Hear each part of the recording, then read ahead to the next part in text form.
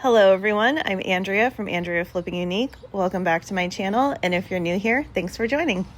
So a few months ago, I had a gentleman reach out to me asking if I would be interested in refinishing some Heywood Wakefield tables that he had. If you've been following me for a while, you know that Heywood Wakefield is some of my absolute favorite furniture, so of course I immediately said yes. The table on the left did have the original champagne finish. It was just failing really bad, and there were a bunch of dents and scratches in it, as well as a few chunks of wood missing. The table on the right, although it was in better condition, it was refinished in the wrong color. So continue watching to see how I refinish these tables to look brand new again.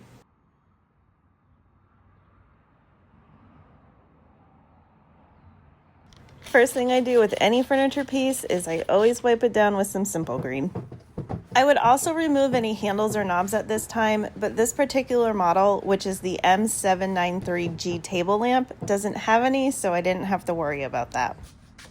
Fun little side story, I had a little incident a few days prior to this with a spider, and I had been on high alert ever since, and as I was cleaning this drawer out, I saw what I thought was a spider and had a little moment of panic, so here's a little blooper for you to watch. Oh God. Holy crap.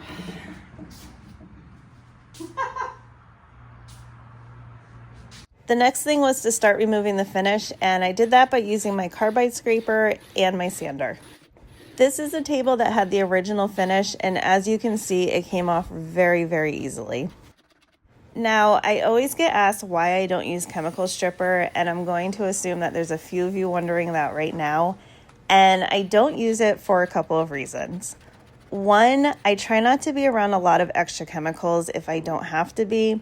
And two, I just really don't like it. I don't like the goopy mess that comes with it. I don't like that it can be unpredictable sometimes and you have to do multiple coats to get your finish off. So I try to stick with my carbide scraper, my orbital sander, and my heat gun when I'm removing finishes.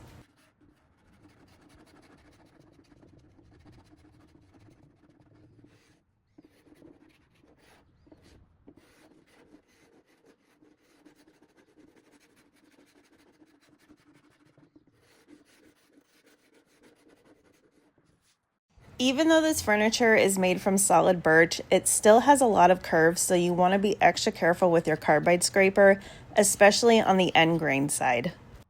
You don't want to drag it against the grain because you can end up splintering and breaking off the wood.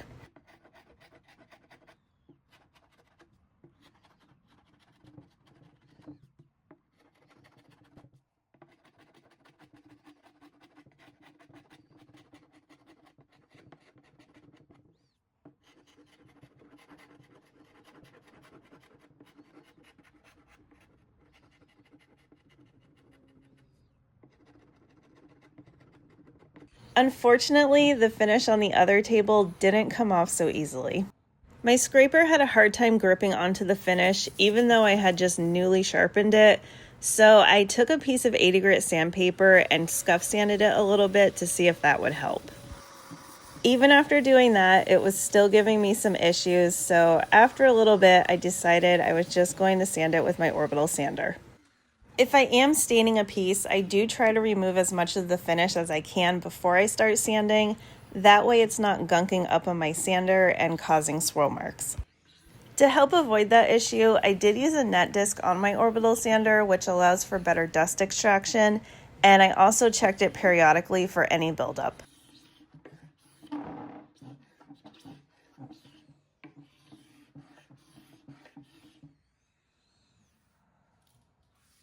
After the finish was removed on the first table, I took a foam pad on my orbital sander and 120 grit sandpaper and started going over the curves.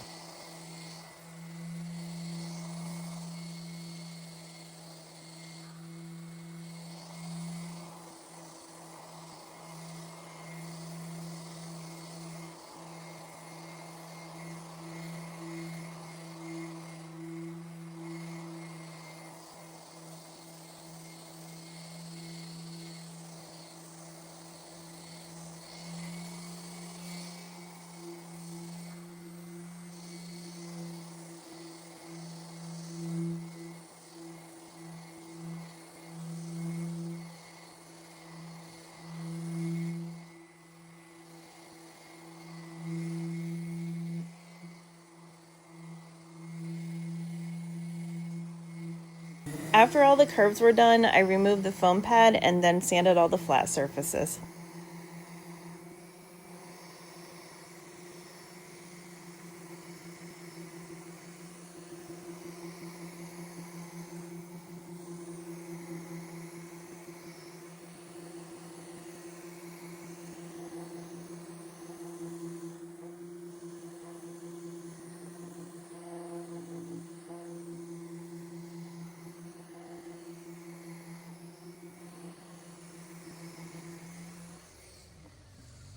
After sanding with 120 grit sandpaper, I still had some dents and scratches that weren't coming out, so I decided to try to steam them out. I sprayed down the area with some water and used a damp cloth and an iron to create steam to try to get that grain to raise up. Depending on the depth of the scratch or dent, you might have to do this a few times, and obviously if the wood is missing completely, you're just going to have to fill it with wood putty.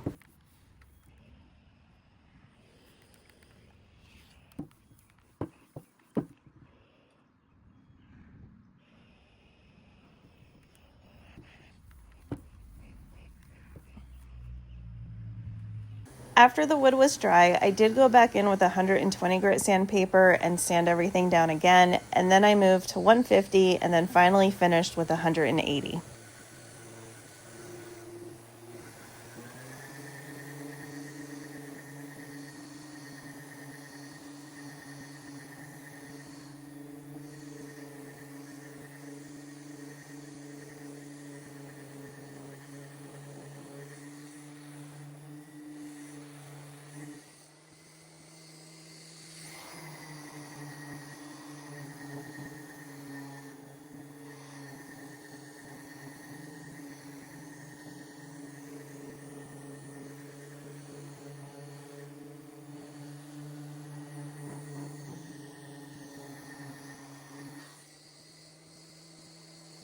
I did eventually take the tables apart. I just wanted to do the tops first because it was easier for me.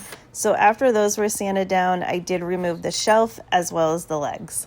Pro tip, if you're turning your furniture upside down, make sure that you put it on a towel so that it's not laying on any gravel or dirt that could damage the wood.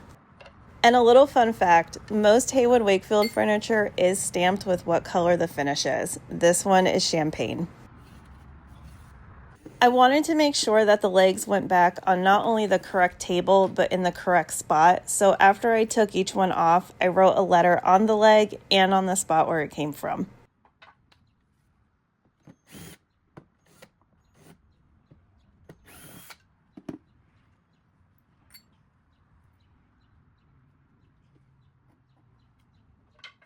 After everything was removed, I went through the same process of removing the finish off of the shelves and the legs.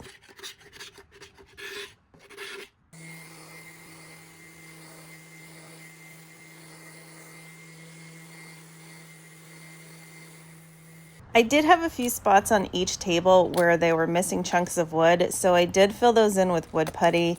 I let them dry overnight, and then I sanded everything down with 180 grit sandpaper. I know I say this just about every time that I use this product, but make sure that you slice it so that you get equal parts of the hardener and the resin, and make sure that you mix it till it forms one uniform color.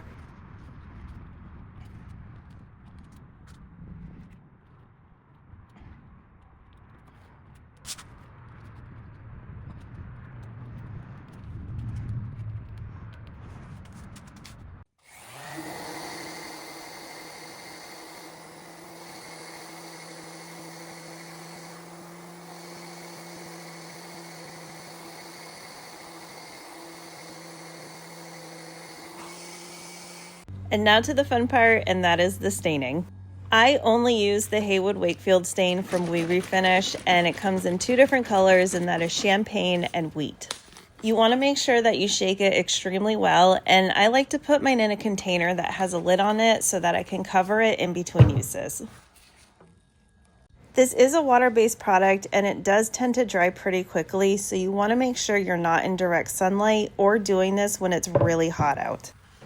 Depending on the area that I'm working on, I'll either use a staining pad or a foam brush to apply this. You want to make sure that you get a generous amount and literally just wipe it on. You can use circular motions, you can wipe it going with the grain, wipe it going against the grain. Just make sure that your final swipe is going with the grain. Make sure that you're working in small sections at a time, but if you do notice that the stain is drying in the section you're working on, all you have to do is just add a little bit more stain to re-wet it and you'll be fine. Once it's applied, you can go back and wipe off any excess that may be on there. Right here, I am using the clean side of my staining pad, but I definitely would suggest having a separate rag or staining pad on hand to do this. You're supposed to wait at least 6 hours before doing a second coat of stain, and for Heywood Wakefield furniture, it says to do at least 2 coats. Keep in mind that this stain is semi-transparent, so the more coats that you use, the more opaque it's going to look.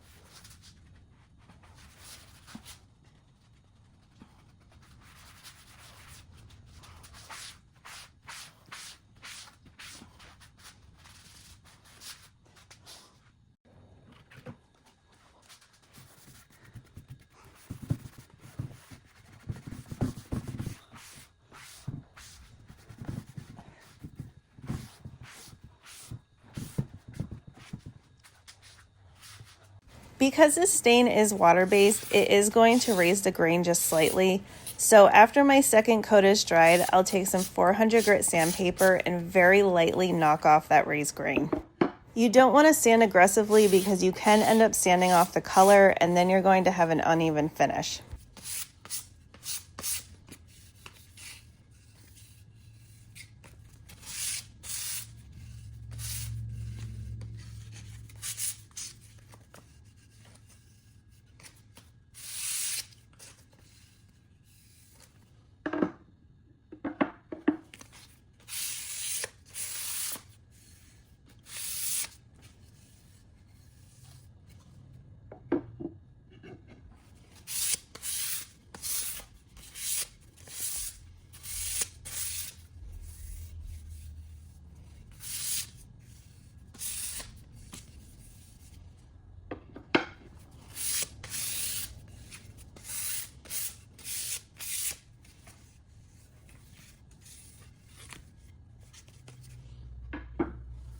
I was going to be applying my top coat by hand, so to make my life a little bit easier, I decided to reattach the legs back to the table before I started.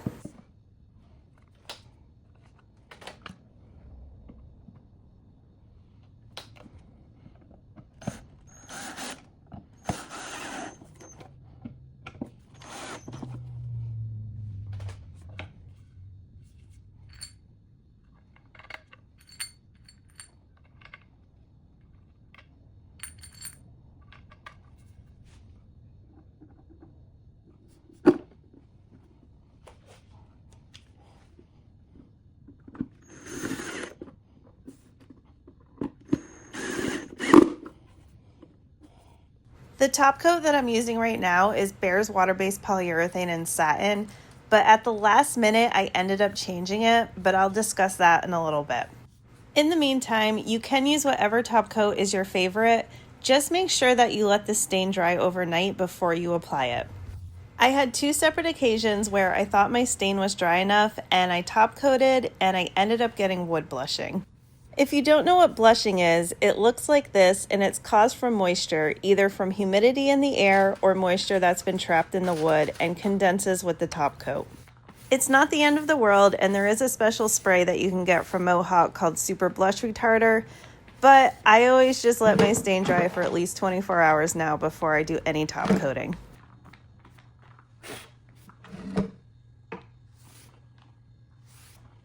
Before I did my second coat, I did hit it with 1000 grit sandpaper just to smooth out any rough areas.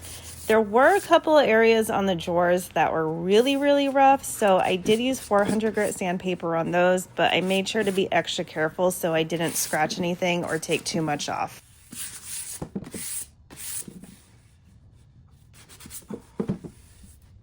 I've refinished a couple of Heywood Wakefield pieces in the satin before, and in my opinion, it does look really good. However, I knew that my client wanted it as close to the original as I could get it, and the satin just was not going to cut it. So at the very last minute, I made a decision to go and get some semi-gloss and use that instead. So I applied a coat of that, and after it dried, I realized I made the correct decision, and moving forward, I will be using semi-gloss on all of my Heywood Wakefield pieces.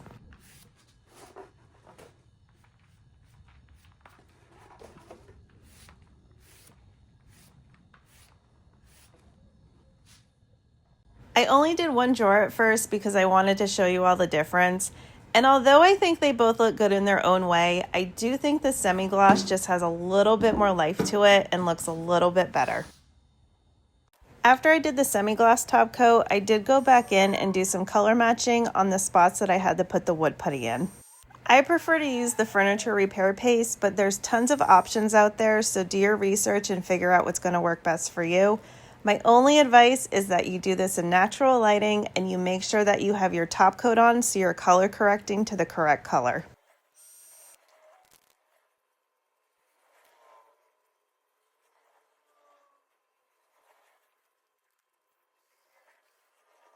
To camouflage my repair a little bit more, I did make my own toner using a 50-50 ratio of the stain and the polyurethane. Unfortunately, I didn't get any footage of me applying it, but I did use that tiny paintbrush that I'm mixing it with and just painted it over where I did all of that color matching.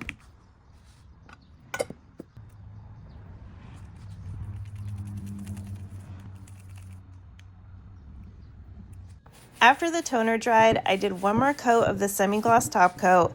I let that dry, and then I sanded everything with 2000 grit sandpaper.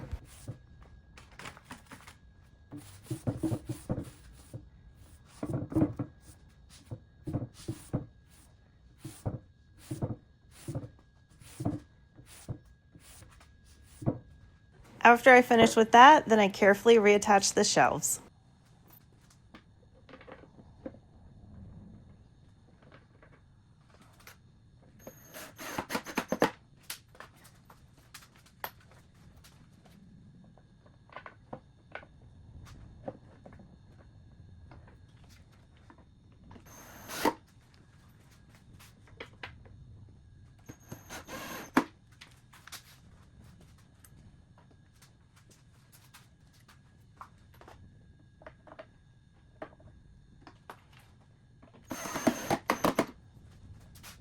The last thing I had to do was rehydrate the drawers, and I did that by using this new product that was sent to me by a veteran-owned small business called Arlington Woodworks.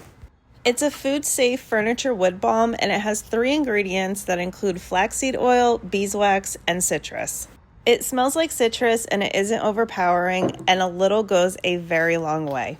I normally use Howard Feed and Wax, which is still really good, but I do prefer this one better because it doesn't leave behind that oily film. If you want to try this out for yourself, I'll have it linked down below, and if you use the code AndreaFlippingUnique, you can receive 10% off your first order.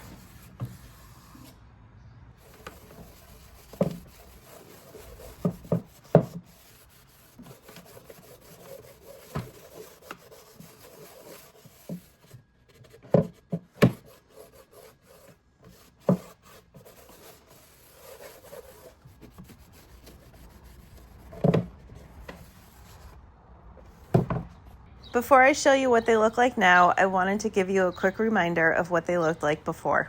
They weren't in the worst condition by any means, but they definitely did need a little extra love and care.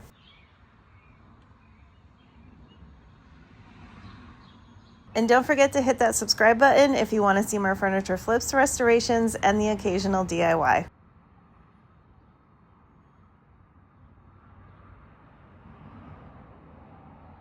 And this is what they look like now. I absolutely love how these turned out, but most importantly, my clients loved how they turned out. In fact, they loved them so much that they actually dropped off 2 more tables for me to refinish for them, so stay tuned for that.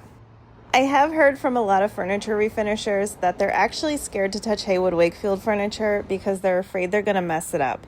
But I'm here to tell you that this is some of the easiest furniture that you can tackle.